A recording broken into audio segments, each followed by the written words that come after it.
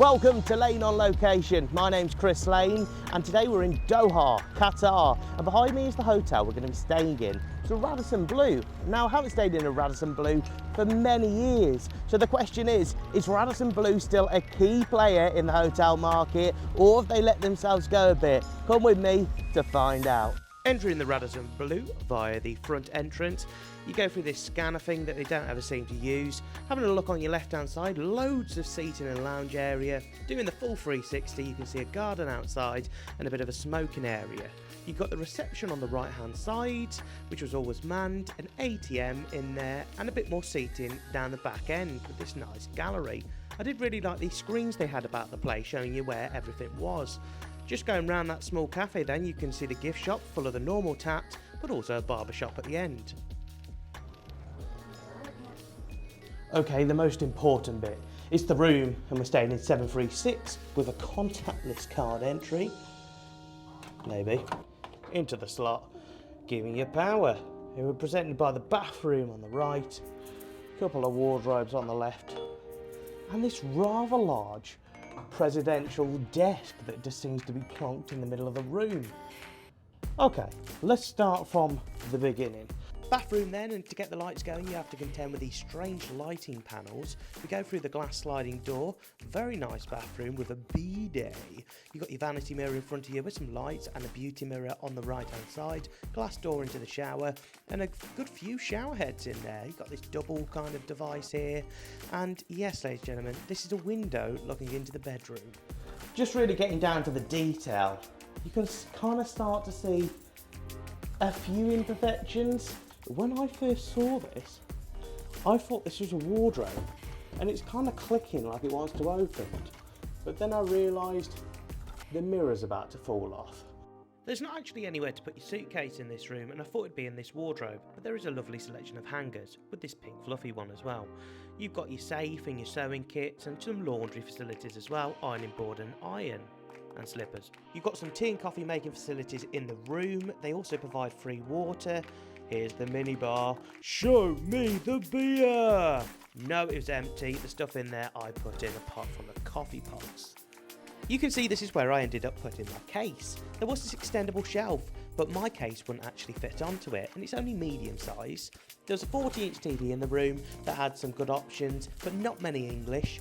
You walk around the side of the desk and you're presented by the huge conference phone with a QWERTY keyboard. If you wish to do a conference from the room for the one other person you're sharing with, then you could use one of these AV ports. The chair in the room was a little bit worse for wear. You got a table and chair in the corner. A couple of the tables have this strange coloured glass on it that's not fixed down. It's the same with the bedside tables. And we come over to the bed. The bed is quite a comfortable bed. I've had a sit on it. The sheets were like this when I entered the room. Doesn't look the tidiest of beds. However, it is quite nice. The mattress is good. But what I would say is it's incredibly low down. Here's another one of these lighting controls. This one controlled the air conditioning as well, but there was one by every side of the bed. They have 8 buttons on them, so it's quite confusing in the middle of the night when you want the lights to come on. One side did have USB charging, the other didn't. Now let's talk about the elephant in the room, and it's not me. It's this weird window looking into the bathroom.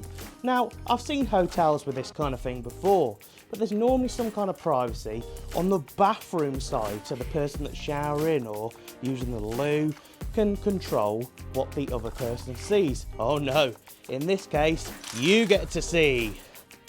Is it a room with a view?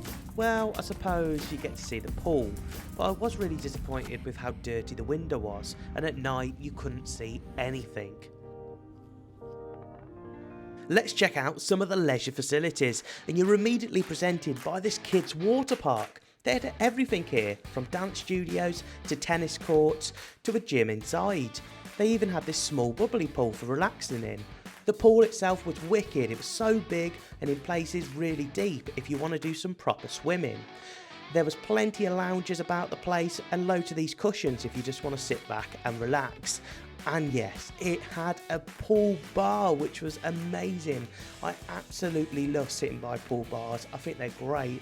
And I sat here in the morning and had a fresh orange juice But there were so many options. You can have alcohol from here, they were serving ice creams, and there's also a restaurant connected to it. So you could have pretty much a full meal sitting in the pool, relaxing by the Doha sun. Let's wrap things up by heading into the Hyde Park restaurant for breakfast. That was an absolute nightmare. Nobody was showing people to seats, all the tables were full of people's food, and it was just really hard to find a seat. However, they did have a good selection of food, from your American British style breakfast to more of a continental, and also kind of like an Asian Middle Eastern style breakfast. They had lots of fruit and yogurts and cereals, all your normal breakfast kind of stuff, toast making station with jam, and a really good selection of bread. And I must say the pastries were probably the best part of the breakfast. Juice making station as well, and some water, and the cheese left to go warm in the weather. I don't know what this is, but the ticket said it was foul, and I can confirm it smelt foul. They had an omelette making station, but they weren't making the omelettes in front of you. You had to order on this funny little form, but the omelette was kind of nice, so I can't complain too much. And really, to wrap up the breakfast, I didn't realise Peugeot were now making salt and pepper shakers. I did have a pint the night before in a bar called Iniquity. It was £10.40 for a pint, which isn't too surprising being in the Middle East. Nice vibe in here. They're playing a Maroon 5 album, and it was at the point where Move Like Jagger came on that I left. It's a bit strange that it was also called Jimmy's. Okay, now for the price. £50 per night is what I paid for this hotel, which in my opinion is a steal. Now, just for full transparency, I did book this hotel via British Airways, which brought down the price a little bit, and for me also means I get rewards back with my Avios points. And that brings us to the end of this one. Big thank you for watching the video. Please do like if you enjoyed below, and subscribe to the channel. From here, Qatar, Doha, this is Lane on Location, and I'll see you on the next one.